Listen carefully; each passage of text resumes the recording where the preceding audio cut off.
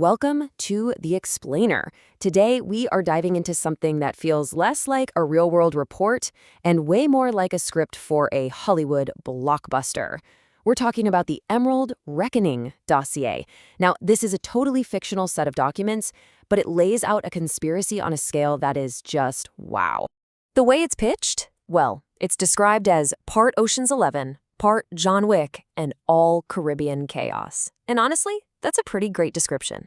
So, let's start unpacking the massive conspiracy at the heart of these files, one piece at a time. All right, so let's get into it. The story kicks off not with some quiet, careful investigation, but with total chaos. We're talking about a massive data dump that happens right after a super high-profile assassination. And this is where it all begins to unravel.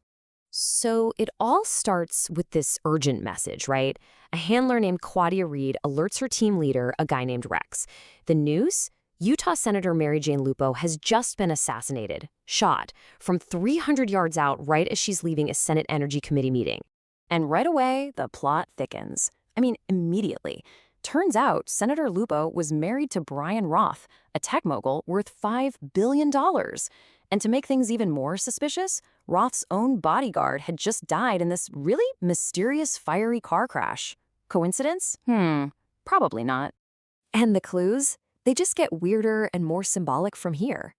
Around the same time as the assassination, a dead porn star is found in a dumpster, gagged and covered head to toe in green paint. The dossier says this is a kind of calling card, a symbol for anyone who opposes the Green New Deal. And this is what kicks everything into high gear. A $30 million contract suddenly appears, right? It's from a totally secret client. And the mission sounds simple, but you just know it's not. All they have to do is figure out what is really going on. So, the crucial thing to understand here, and what the dossier makes crystal clear, is that the senator's murder, it's not just some political hit job. Oh no, it's just the tip of the iceberg. It's that one loose thread that, when you start to pull it, the whole thing just unravels into this massive global web of corruption, blackmail, and some really terrifying technology. Okay, so who's behind all this chaos?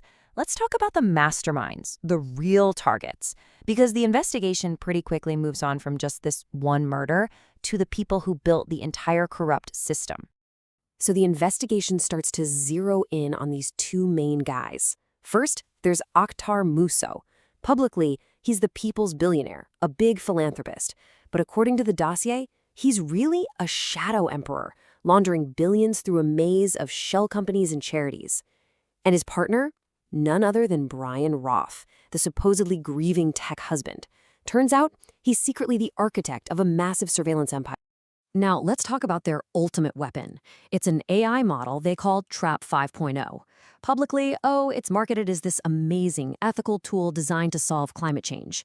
But the reality laid out in these files is, well, it's way, way darker. It's basically a weapon of total surveillance and predictive blackmail. It really taps into all those fears we have about AI getting out of control. And this is where you really see how terrifying their whole operation is. See, this AI isn't trained on, Wikipedia or public information. No. The files say its training diet is made up of global surveillance feeds, a massive collection of blackmail material, and stuff scraped from the absolute darkest corners of the web. And because of what it's trained on, it has some truly frightening abilities.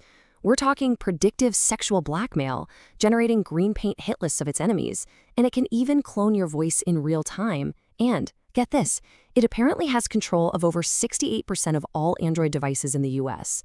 The AI isn't just a tool, it's actively hunting the very team that's trying to shut it down. So with this basically godlike AI as the enemy, the handler knows she has to assemble a very special team. The only crew on the planet that might be able to take them down. They're a ghost unit, a team of elite specialists known as the Family That Vanished. So let's meet the crew. This is the family that vanished. You've got Rex Callahan, the leader, an ex-Force Recon investigator. Then there's Yish, who's basically a 360-pound human battering ram. Iris, a deadly sniper from the IDF. Chad, a wetwork specialist who's like a ghost. And Lena, the hacker, an ex-FSB agent who's wanted in at least 11 countries. This is not a team you mess with. And their mission, it's way bigger than just solving a murder. Their job is to dismantle this entire network before it basically becomes immortal. That means they have to capture the AI, drain every last cent of the billionaire's hidden money, and burn the whole thing to the ground before that AI becomes truly unstoppable. Okay, so let's get into the plan. The dossier actually lays out their timeline, and it is absolutely insane. They have just 5 days, 120 hours to pull off this impossible globe-trotting takedown. It's a full-on sprint they call Condition Black. And this isn't just a plan, you guys. It's a suicide mission. A series of impossible jobs all balanced on a knife's edge. First, they have to snatch the bodyguard from federal protection. While that's happening, their hacker, Lena, has to mirror exabytes of the AI's data without setting off a single alarm. Then, they have to hit a bunch of megachurches to disrupt the money flow, all leading up to the grand finale, crashing Akhtar Musso's fancy Aspen charity gala to take down the whole operation. Every single piece has to go off without a hitch. So what's the unofficial prize for pulling off this impossible mission? Well, according to a note from Rex himself that's in the dossier, we're talking $3 billion in gold.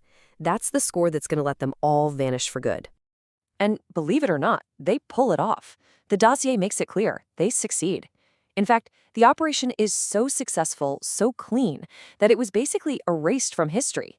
The only thing left behind is this collection of documents that we're looking at right now. And that brings us to this final, kind of haunting quote from the dossier's intro. It just perfectly sums up their whole ghost-like operation. It says, "In real life, nobody gets away with this. In this book, we never even existed." It's this perfect nod to the fact that it's fiction while still celebrating how epic the whole thing is. So, at the end of the day, Emerald Reckoning is totally fiction, but it's a story that's clearly built on the real fears and anxieties of our world today. AI surveillance, shadow billionaires, private armies, all of it. And it really leaves you with a pretty provocative question, right? What happens when the tools of fiction start becoming our reality? Where do you even draw the line?